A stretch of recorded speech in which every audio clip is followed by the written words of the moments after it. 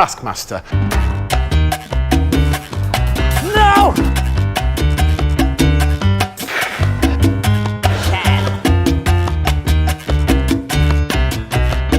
Oh my god, it's another Bosch!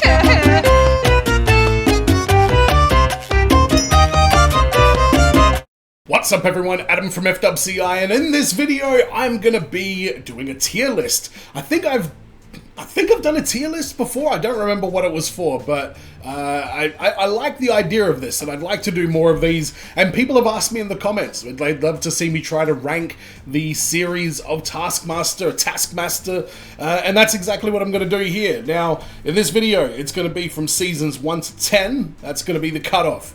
Then also with the whatever Aussie and New Zealand ones I've watched as well. I'll just kind of chuck those in as well. And then I guess when we get to season 20, which by time they get to season 20, I should be all caught up and I should be able to watch that week to week. And yeah, so that'll be a very interesting time, and I'm sure I'll revisit the tier list idea once we get to season 20 as we hurtle through seasons of Taskmaster on the channel. Thank you to those who have been watching since I did season 1, however long ago it was now. Taskmaster is a huge part of the channel. There's 2 episodes a week. There's usually some Would I Lie to You stuff that goes up as well, and you know, I did like James Acaster's stand-up, and now I'm doing Ghosts with Charlotte Ritchie. So much of the channel is like branching out of watching this show. It is so perfect for what I need in my channel, what I need in my life, and what I need to, you know, grow the channel. And everybody watching this, it's all because of you. But anyway, that's enough chit chat. Let's jump into the tier list. Now, there's a few that are very obvious where they're going to go, but I'm going to go through them from 1 to 10, and then we'll do the international ones. Starting with season 1, so that was Frank Skinner, Josh Widdicombe, Roisin Connerty, Ramesh. I don't know why I'm blanking on his name, and Tim Key. Now this is pretty good, but there's certainly some teething throughout. But and put it this way, there's going to be no D tier in this at all. I don't see anything being below a C, and there'll probably only be a couple of C's. But let's put season 1 in the A tier. I don't think it's quite S tier because there are others that are much better than season 1, but it was a great place to start off. Season 2, that was Doc Brown, Joe Wilkinson, John Richardson, what's her name? Catherine Ryan, and Glasses. Richard Osman. Now, I was thinking about this. I was going to put this in the A tier as well, but I think I'm going to make it S tier because the potato throwing incident, to me, if I want somebody to get into this show, I tell them, watch season 2, episode 1. If you don't want to watch the rest of that season at that point, then, you know, it's not the show for you. But that is just such a perfect episode. The Everest-like heights that we got from the potato throwing saga and Joe Wilkinson put this one up into the S tier. It has to. So season 3, we had Sarah Pascoe, Rob Beckett, Paul Chowdhury, Dave Gorman, and Al Murray. That was another great season. Chowdhury and Rob Beckett, and for me, Sarah Pascoe was pretty damn good as well. But I think season 3 is probably, I'm going to say it's a B tier. Again, very highly entertaining season, but compared to what we got in some of the future ones, and some of these early ones have a shorter runtime as well, I think that also hurts it. Season 4, immediate S tier. You know, that whole lineup, Mel Gedroich obviously leading the charge, but Hugh Dennis, he was just, he caught me by surprise so many times throughout that. Joe Lycett, I'd never seen anything with him before this, and, you know, I just fell in love with his humor as well. Lolly was great. The only disappointing side of that was Noel, and even he had a bunch of moments that he absolutely killed it. So definite S tier, season 4. Alright, now it's going to start to get more difficult. Season 5 was Aisling B, Bob Mortimer, John, what's his name? Mark Watson, Nish, and Sally Phillips. This is another tough one because Mortimer was classic the entire way through. Aisling B was right up there as well. Nish is fastly becoming one of my favorite sort of comedians that I've found out about through this show. Through some other stuff that I've seen of his, you know, I really started to warm to Nish, and Sally Phillips was on fire as well. I don't think it's quite S tier, but it's definitely A tier. Season 6, so that was Alice Levine, Asim Chowdhury, Lisa Tarbuck, Russell Howard, and Tim Vine. I really enjoyed that season. Lisa Tarbuck was the highlight for me, and Tim Vine has a very likable, warm, lovely, positive feeling personality. So season 6 was pretty good. I don't think I can give it an A tier though. I think it has to be a B tier. Again, it's not a C, but I think it's definitely B. Season 7 immediately goes into the S tier. That was Acaster, Nappet, Godlyman, Wang, and Rod Gilbert. And there were so many moments throughout that season. And here's the thing, I loved James Acaster, I loved Rod Gilbert, and their humor is like the perfect fit for my sense of humor. And then we got Jessica Nappet and Kerry Godlyman, who I didn't realize would fit my sense of humor so well, and I was just blown away by both of them, especially Nappet. The more I look back on Taskmaster, the more I realized that Nappet was just an absolute treasure to be able to experience this show, watching her, you know, give it her all. So season 7, no-brainer, definite S tier. Season 8 was, what do we got here? Sean Gibson, we got the Cinnamon, we got Lou Sanders, we got Joe Thomas, and we had Ian Sterling. I think this is probably a B tier season. It was very good, and I liked a lot of the stuff that Lou did. Joe Thomas was really, really odd. He was just a very strange man.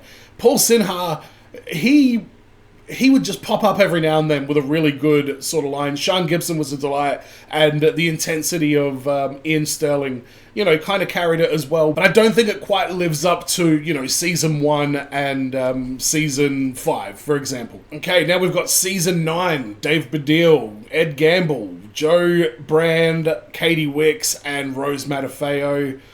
You know what? I think that goes in the S tier as well. That is just a deluxe level season. Ed Gamble, after hearing him talk on the TMP, as the cool kids call it, hearing him talk on the podcast about how much he likes it and everything, it really puts a different perspective on his performance throughout, and I really want to go back and watch season 9 again in full. I think watching Ed Gamble do it with a new perspective would be very fun. Dave Baddiel, I mean, he was so epic at what he did that he got a bloody award named after him.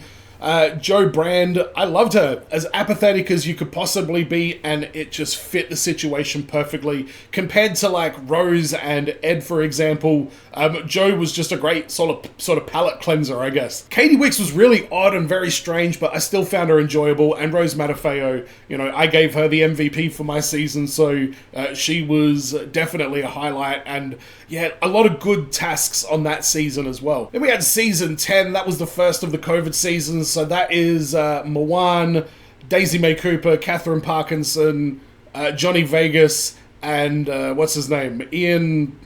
Richard Herring. Richard Herring. And Herring is annoyed at the score. That one's a hard one to rate because I really liked Johnny Vegas throughout the entire thing. Richard Herring was entertaining in like how serious he was taking it. Mawan is just very funny, and there's just a massive generational gap between him and most of the rest of the people on there. Daisy was a delight as well, and so was Johnny Vegas. So I'm going to put it in the B tier, mainly for Johnny Vegas though. He definitely carried that season with his just his personality and his attitude. Not that, you know, Catherine Parkinson didn't do her best to absolutely botch the living shit out of most tasks and just ask Alex can you do it for me? Can you tell me the secret? Can you tell me the trick? It was a good blend, but again, it wasn't deluxe level Taskmaster. Now, New Zealand Season 2. I haven't watched New Zealand Season 1. I will definitely get to that once I'm up to date on all the UK ones. But I jumped ahead to watch New Zealand Season 2, and I think that is a S tier. I think the combination of the people you had on there, with David Correos doing his thing, and Laura Daniel was just amazing. Guy Montgomery's got his own TV show now, and Matt and Ursula, never met no, oh, fuck's worse than you. They were just fantastic as well, like very different kinds of funny, very different times in their careers and all that kind of stuff. But there was something magical about the cast of Taskmaster New Zealand Season 2. So if you haven't seen that season, I can't recommend it enough. I did full-length reactions on Patreon, so if you want to watch them along with me, you can go watch them on Patreon, but it is just an unbelievable experience, was New Zealand Season 2. So that just leaves the Australian ones, and it's no secret that these are not my favourite. So starting with Australia Season 1, I'm going to put it in the C tier just because they hadn't really figured much out. Danielle Walker was great. She nearly bumps it up to a B tier just on her own. But the people they had on there, the guy, what was he? The red-haired guy. I can't remember his name. Oh, his name's Luke. It sounds like Nuke. That guy, he wasn't that good. So Taskmaster Australia Season 1 goes in the C tier. It's the only one. Taskmaster Australia Season 2, I'm going to put it in the A tier. It's definitely not S tier because, again, that's sort of reserved for these, you know, magical moments where the planets align. But Season 2, you had Lloyd Langford on there. It had his wife on there, Anne Edmonds. And it didn't distract from it. I was actually listening to the Taskmaster podcast, and they were talking to Alex Swan, and they were talking about having David Mitchell and his wife on there, that people wanted that. And Alex was like, I think it might be a bit distracting. But I didn't find it was very distracting with the Australian one having Lloyd and Anne in there. Jenny Tian, I'm now a huge fan of. And by the way, update on that. If you have seen my reaction to that, she does a thing called Eczema Girl. They had to make her... I can't even remember what it was. It was some weird task, but she came up with a superhero called Eczema Girl. The other day on Facebook, I'm scrolling through who's got a paid sponsorship with Vaseline, Jenny Tian, and she's there scratching her arm with all this like powder coming off. I was like, holy shit. Josh Thomas was pretty unhinged throughout the whole thing, and he has known Tom Gleeson, the Taskmaster, for such a long time, and there was such a healthy amount of disrespect between the two of them throughout the entire season, and it really made for a good dynamic between Tom and Josh.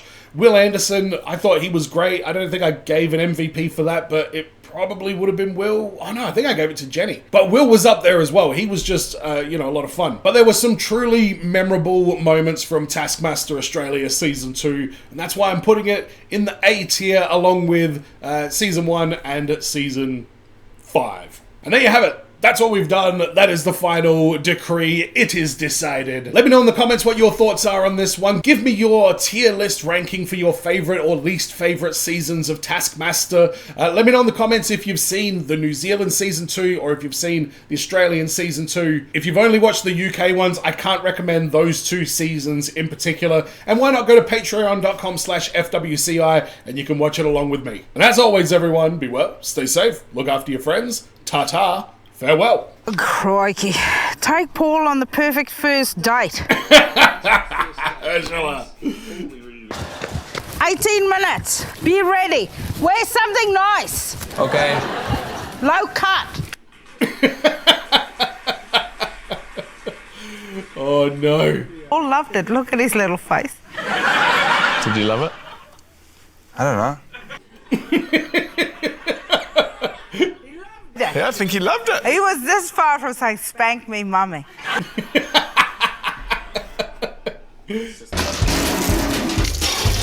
Fuck! What the fuck is this? Why have you got a wheelbarrow full of water? Go follow the flowers outside. Okay. You know what? David's actually doing something romantic. Red milk. Is red milk. It's cold. Really? I bet it's fucking cold. You're in New Zealand, man. Outside in a bath with water. Would you be up for a second date? I think so. Thank you. My second date, yeah. The perfect first date. Sit in the bath with me while I go, Paul. I believe that's how Paul McCartney and John Lennon met. Is that something that you normally do? Yeah, I am single. Show me how to do a three-pointer. No. Alright, I would love this date so much. I'll teach you how to do a three-pointer. Hand on the side, other one underneath, and then push. And then follow through. And truly getting to know yourself. You've got to love you, Paul. Now paddle out. I've got to get to my cocktail, mate. Wow. That's a date, just shoves him out into the fucking water in a bloody... canoe. San Italia. Bon appetit. Oh. Oh. Oh no. Good. Well, you can have it. No.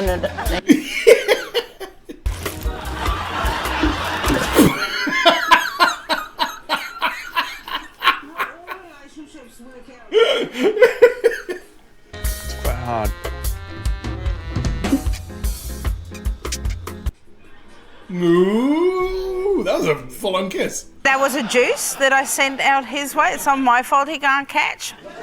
Laurie, that's the second time you've tried to Lady and Tramp someone in this series. Sorry, tried to successfully, lady and Ain't she done it already?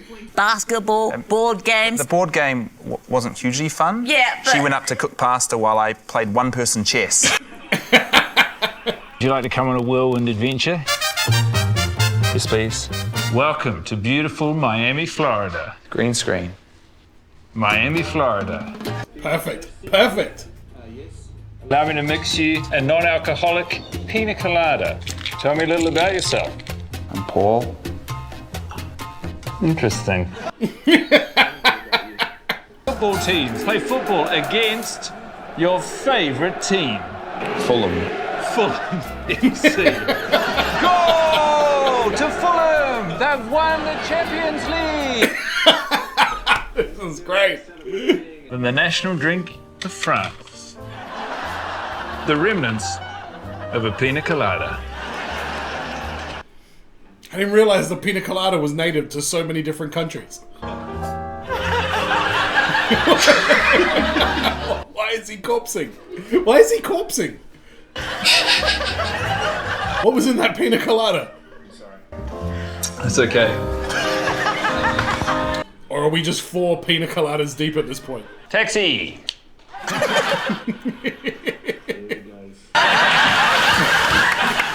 Alright, I think that was probably the best, but personally I liked It's incredible to see Fulham win the Champions League. Yeah, I bet it was. 1 for Ursula. I think 2 points. Yeah, why are they like, oh. David, 3 points for you. 4 points for Laura. And Guy, 5 points. I would agree with that, Wells. I wrote on a short action film. Your job on the action film is written on your chair. Best contribution to the action film wins. Wow, this is really cool. I don't know how you're going to score it, though. Villain. Composer. Scriptwriter. I'm really into like old. It's going to be harder to get 5 points as a composer compared to like a villain. No, by Lloyd Langford. No! Lloyd's going to come up with something underwhelming. We're 2 of the best scouts in the Shaolin Scout troop. Did Lloyd write this? I can tell.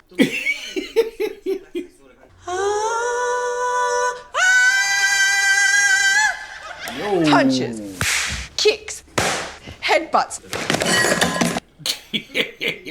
So I was thinking of calling it Unholy Fists of the Very Aggrieved Scout. Because I only have a small part. I've got to go big. Okay.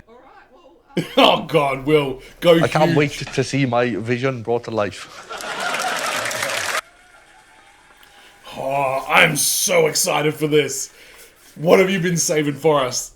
I'm not sure I can tie this knot, Jimmy. Well, if you can't do it, that's okay, brother. You law dog, you have to tie the knot yourself or you will not get. What is this? What the hell, Will?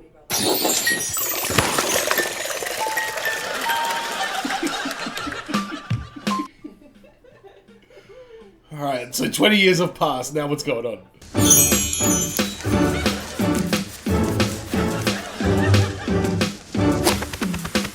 Boing. Boing. We're gonna kick your puny ass. Are they both Cashman? What the fuck? Why does this keep happening? Oh, that was painful.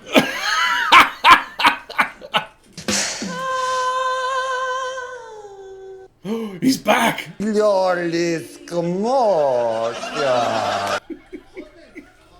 Greg is gonna, Tom is gonna have his ass for this. I have hunted for you for 2 decades.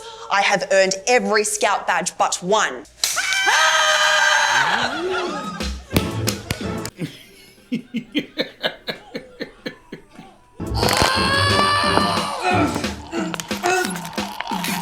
Keep pulling, you got it.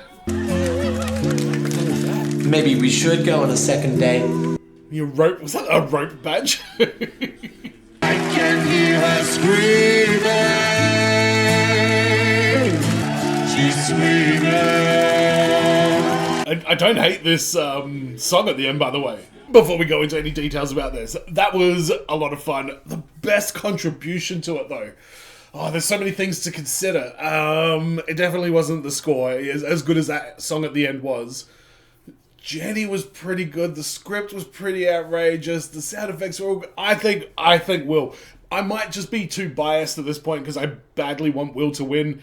But if I really think about it, he was probably the most memorable part of the entire thing. So other than maybe the script, I think give Lloyd 4.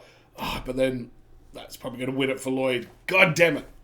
Will is my pick, though, for this task and for the season. Found another recurring character for the Will Anderson sketch show.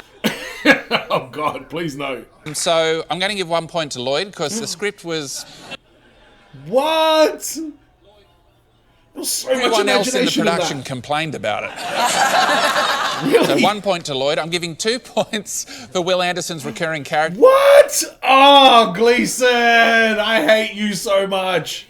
4 points to Anne Edmonds for the original score. Unfucking believable. 5 points for the beautiful sound effects of... 5 points for Josh. Good grief. It's tough guy time tick-tock. It's bamboo time tick-tock. It's hemorrhoid time. Wait, what? Jamali doesn't give a fuck. Greg tries to make a bomb.